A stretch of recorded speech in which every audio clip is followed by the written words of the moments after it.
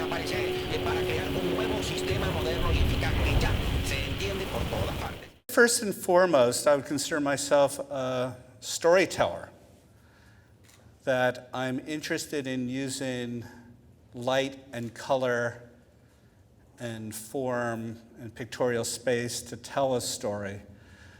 But I think, as you all know, photographs are very limited in terms of their capacity to tell us anything at all. So the kind of stories I tell are elliptical and always remain hovering as a kind of question mark.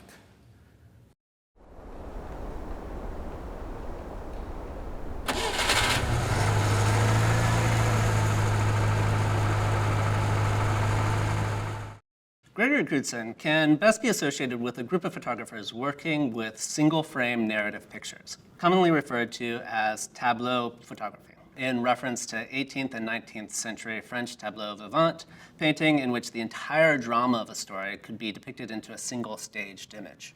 Gregory Crewdson has talked about some of his earlier photography from his thesis project at Yale, from a photograph looking at an open window out into the landscape and the city beyond. He does it even more recently with the idea of actually bringing in elements from the exterior into the domestic home, that being mounds of earth, flowers, footprints from snow being tracked in. And each of these moments is basically an exterior relationship or a material actually making its way into the domestic home. What he also does, though, is actually bringing some of the domestic light that would be in the interior of spaces over by bedstands on the overheads and what have you, and actually bringing them to the exterior space and creating an actual interior on the exterior of the landscapes and the shoots that he's doing it. One of the most prominent examples that I think this comes clear is one of his untitled pieces for the series From Beneath the Roses. And you have a pregnant woman in a kiddie pool. There's another individual woman crouched below her, somewhere in between the kiddie pool and beyond, and a small boy laying in the grass to the side. When each of these examples is then a large light that comes down and creates a space. This looks like a recreation of a subject matter from the early 15th century of the Annunciation. And so what you have here is a point of in-between in which you have the Virgin Mary on the interior space and an angel coming down to speak to Mary about her pregnancy on the exterior. And when you look at that picture, that photograph by Gregory Crewdson, you have something that plays itself in a very similar way. You have an interior position, which is actually the pregnant woman standing in the pool. You have a woman to the side who's kind of breached between interior and exterior. She's on a threshold boundary between inside and outside. And then cast to the side is a boy laying in the grass who's clearly on the outside. This is of interest because you could actually look at light as an architectural form. And so one of the clear examples you could point to would be street lighting. And street lighting in which it has an interior, it has a shape, it has a boundary, it has an activity in the inside.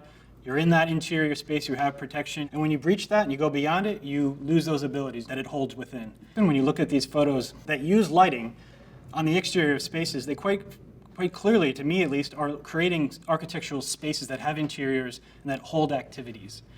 This becomes available through a technique called the Odum Diagrams, which came out in the late 60s, 70s. Odom diagrams are a style of representation named after Howard T. Odum, a notable American ecologist and systems theorist. The diagrams attempt to recognize and classify all of the actual forces in a given system, such as heat, sunlight, or decomposers, in order to create a model for predictive generalizations. The diagram has evolved over time, always remaining available to include new discovered energies and their effects. You can actually draw energy transitions, ways in which, if you're looking at a large city, how information moves in and out of that city.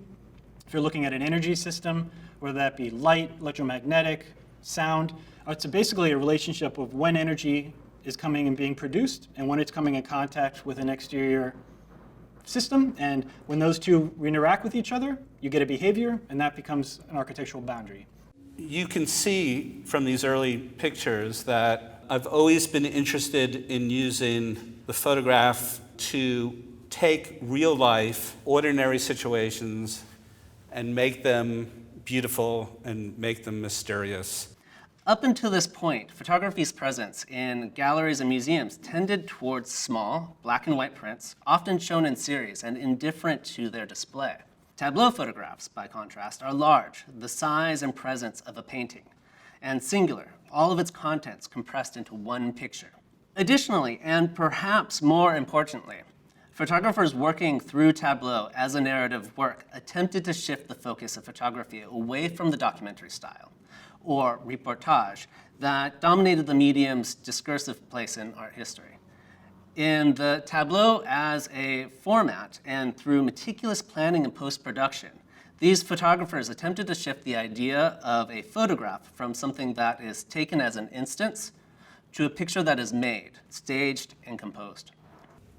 Here are some behind the scenes of the making of the pictures to give you a sense of the scale of the photographs in terms of the production. So we always have lights and elevated lifts to give that kind of backlight. Here are some pictures behind the scenes, those pictures we made on a soundstage. In the last pages of the catalog that accompany the series Twilight, Crewdson includes an extended credit list of the production team alongside a rolling reel of behind-the-scenes photographs. In this way, the books serve as a footnote to that image. For example, in the lecture, he mentions his father's influence on his work, yet in the endnotes of the book Twilight, he only mentions his mother. In this way, constantly oscillating between what is fact, what is fiction. My father was a psychoanalyst, and he had his office in the basement of our house, beneath their living room. And one of my earliest memories as a child was attempting to listen to the floorboards and try to create an image of what I thought I heard beneath the surface of the living room floor. I think I was too young to understand what was happening beneath the surface of our living room floor, but I knew what was occurring was mysterious, forbidden, secret. I wasn't conscious of it at the time, but this was maybe a self-portrait as me as a child, listening beneath the floorboards, searching for secrets.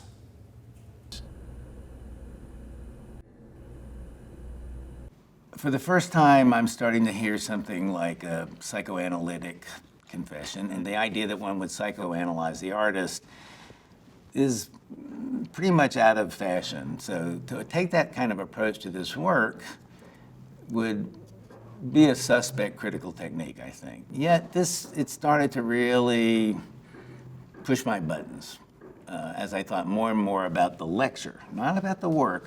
And the reason I say this is I hate dreams. What I really mean is I hate the manifestation of dreams. There's not a single dream that's ever occurred in any movie that is not the most tedious, outrageously boring piece of filmmaking that has nothing to do with the experience of dreams, no matter how great the filmmakers were.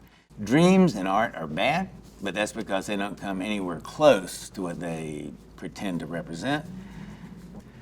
And yet, I started to think, you know what, there's something going on in Crewdson's photographs, and perhaps even in Crewdson's lectures, that are very much related to dreams. And so allow me to show you this.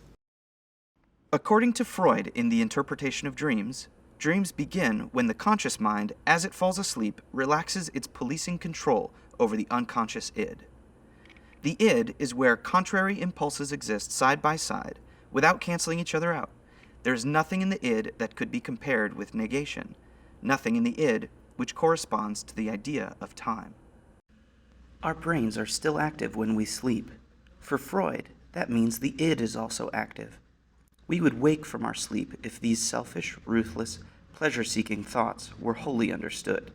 Therefore, our mind creates dreams through a process called the dreamwork. The first step is condensation, in which many thoughts are compressed into a single short emotion or wish. Next, displacement begins to change one thing into another. Step 3 is called considerations of representation. Representation is the process through which those mixed thoughts are made into visual images. The last step is secondary revision, wherein the mind attempts to correlate these chaotic desire thoughts generated by the unconscious id active in sleep into a coherent thought by mapping them onto something familiar, such as a fragment of a recent memory, to help the mind make sense of them. That is why dreams feel as if they were real during sleep. As is often the case in art, many artists have attempted to represent these ideas. Condensation is represented with multiple meanings, displacement with symbolisms, and considerations of representation through medium specificity. Crewdson's work offers two unique references to secondary revision: that the picture seems to be in motion as a tableau photograph, and the immense amount of personnel, technical apparatus, and other resources in its staging. And so your id, your unconscious, which has no ambitions, no desires other than to seek its own satisfaction, has no sense of time whatsoever. The present and the past are exactly at the same time to the id. Uses various techniques to represent desires, that's called the consideration of representation, to make these things that we call dreams, and nothing has ever adequately represented the dream work. There may be a close relationship to Crewdson's productions to the dream work, which maybe comes closer than any other artist in any other medium has ever come to what actually happens in the dream work. This is an early collaboration with the fire department, who I've worked with many, many times. And here I convinced them to set that house on fire for me, or that shack, which they were very happy to do. I like the impotent stream of water coming out of that hose. You have to remember, he staged these photographs in great detail. So that little impotent stream of water is something he put in there. And the idea of calling it an impotent stream of water, how could that be anything else but an intentional Freudian reference?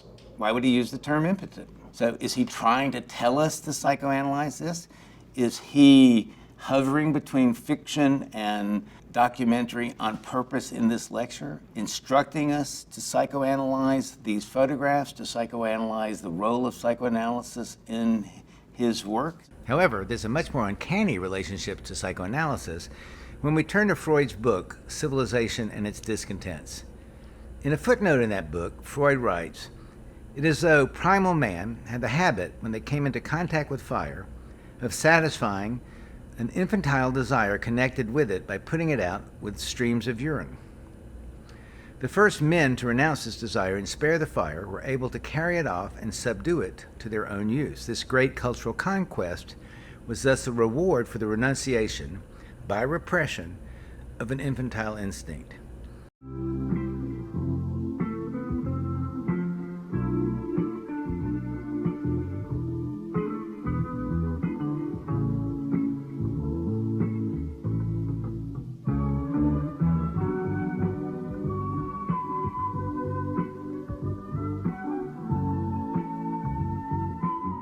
This is an image he calls Shane.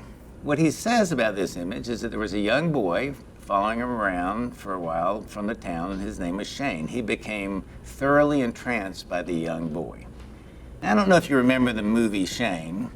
Shane is a Western movie, and the little boy falls in love with this cowboy, and the cowboy saves his mother and father, saves the family. But in so doing, he gets shot at the end.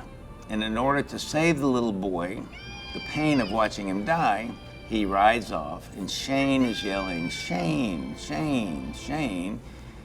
And you know that Shane is now dead in his saddle as he rides away. Look at the staging of these two photographs.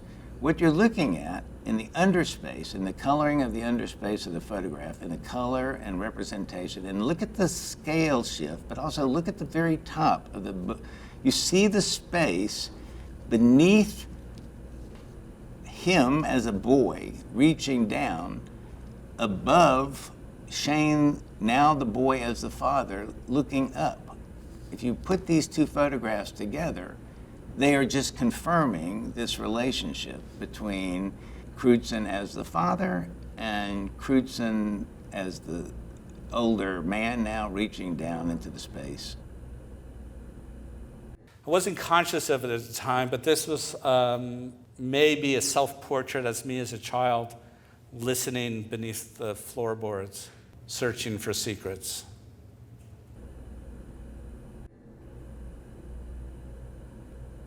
In the lecture, he mentions his father's influence on his work, yet in the endnotes of the book Twilight, he only mentions his mother. Throughout, the lecture is full of isolated women. We've seen one of the most powerful examples introduced by Lally and his association of the image with the Annunciation. Thus, we can speculate an expansion of the Odom diagram to include sociological and psychological forces at play. If it's also true that one of the structuring organizations of his lecture is the presence of the father in his discussion and the absence of the mother in the discussion, but throughout the lecture, the presence of pregnant women, isolated women, despondent women throughout, then birthing is also perhaps the culminating image of the entire lecture. This is on a soundstage. It's called Birth, and I modeled the motel on the motel in Psycho. But rather than a crime scene, we see it like a birthing scene. But it was really important to me that like the mother and the child were not touching, to create a certain kind of ambivalence. So this whole relationship between mother, child, it's absolutely fraught, particularly because you know and I know that Norman Bates killed his mother. Unlike what Freud would have said, but Lacan probably gave birth to, is that everybody's personal pathology, psychopathology, is a piece of social construction that we all share. So his photographs and the degree to which they embody, through all of that technology and technique, that much dream work as a personal document now speak to each of us at the deepest level of our own psychopathologies. These are not photographs. These are the first case of an artful production of dreams, in my personal opinion, in the history of art. And why I know these are important works of art is because one of the measures of a work of art is the degree to which it changes or gives us, for the first time ever, an ability to understand previous ideas and previous works. And it's because of Greg Crewdson's photographs that I have finally come to understand what Freud means when he writes in the interpretation of dreams about the dream work and about the timelessness of the id. Dreams aren't in motion, ever. It's not possible for a dream to move in time because the id doesn't have time. It layers stills on top of each other over and over and over and over and over to produce this kind of simultaneous, it's not a captured moment, it's a captured movie. And only until Crewdson produces his photographs was it even capable for anyone to have known that. Hovering as a kind of question mark